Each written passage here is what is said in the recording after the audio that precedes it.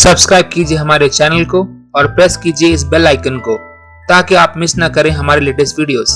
नमस्कार दोस्तों, धार्मिक तथ्य में आपका स्वागत है। दोस्तों, हिंदू धर्म में गंगा को पवित्र नदी माना गया है। माना जाता है कि जो कोई भी इस पवित्र नदी में एक बार डुबकी लगा लेता है उसके सारे पाप धुल जाते हैं। पर कभी आपने ये सोचा है कि आखिर ऐसा क्यों कहा जाता है? आखिर क्या कारण है कि लोग गंगा को पाप नाशिनी मानते हैं? पौराणिक कथा के अनुसार एक बार भगवान शिव और माता पार्वती गंगा किनारे विचरण कर रहे थे। घूमते घूमते दोनों गंगा के तट पर पहुंचे, जहां माता पार्वती ने देखा कि हजारों लोग गंगा में स्नान करने के बाद भगवान शिव का नाम लेते हुए बाहर आ रहे हैं, पर किसी के भी मुख पर मुस्कान नहीं दिख रही थी। यह देख माता पार्वती को आश्चर्य हुआ। तब माता पार्वती ने भगवान शिव से पूछा, हे स्वामी, जब गंगा को पाप नाशिनी माना जाता है तो फिर मुझे ऐसा क्यों प्रतीत हो रहा है कि इन लोगों को अपने पापों से मुक्ति नहीं मिली है? क्या गंगा पहले की तरह पवित्र नहीं रही? तब भगवान शिव ने माता पार्वती से कहा, हे प्रिय, गंगा तो पहले की तरह ही निर्मल और पवित्र है, पर जो लोग इसमें डुबकी लगाकर बाहर आ रहे हैं उन्होंने वास्तव में गंगा में स्नान किया ही नहीं है। भगवान शिव के मुख से ऐसी बात सुनकर माता पार्वती को बहुत आश्चर्य हुआ और उन्होंने भगवान शिव से कहा कि ये कैसे संभव हो सकता है? क्या आप देख नहीं रहे हैं कि ये सभी स्नान करके बाहर आ रहे हैं? इनके कपड़े भी अभी तक भीगे हुए हैं। माता पार्वती के सवाल का जवाब देते हुए भगवान शिव ने कहा, हे प्रिय, ये सभी सिर्फ जल में डुबकी लगाकर निकल रहे हैं। कोई भी गंगा के पवित्र जल में स्नान नहीं कर रहा है। इसका रहस्य मैं तुम्हें आज नहीं कल समझाऊंगा। यह कहकर भगवान शिव माता पार्वती को साथ लेकर वहां से कैलाश चले गए। दूसरे दिन भगवान शिव और माता पार्वती उस स्थान पर वापस आए। भगवान शिव ने अपनी लीला से बारिश कर दी।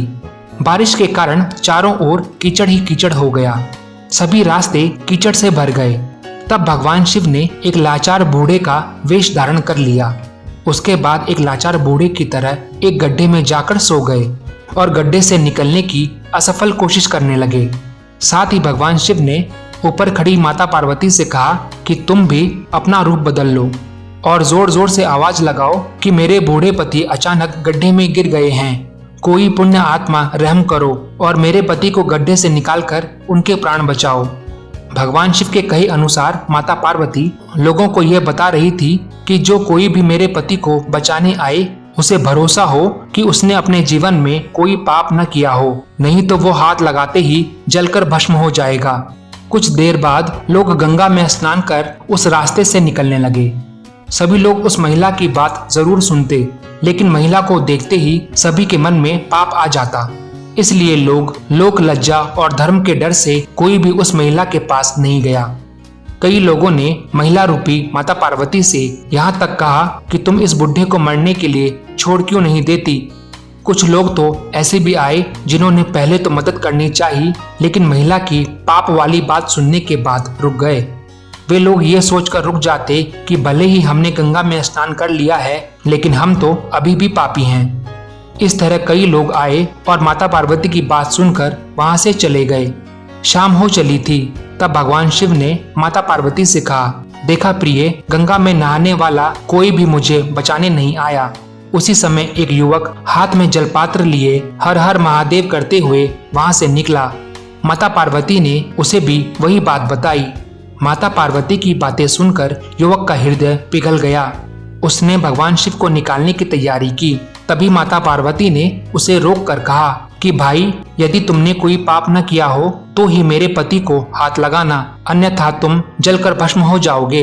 यह सुनकर उस युवक ने पूरे आत्मविश्वास के साथ कहा कि हे माता, मेरे निष्पाप होने में तुम्हें संदेह क्यों होता है? देखती नहीं, मैं अभी गंगा नहा कर आया हूँ। भला गंगा में गोता लगाने के बाद भी कोई पापी कैसे रह सकता है? मैं तुम्हारे पति को जरूर बाहर निकालूंगा। यह कहते हुए उस युवक ने बूढ़े रूपी भगवान शिव को कीचड़ से बाहर निकाल दिया। युवक के इस काम से प्रसन्न होकर भगवान शिव और माता पार्वती ने अपना असली रूप धारण कर लिया और युवक को आशीर्वाद देकर वहां से चले गए।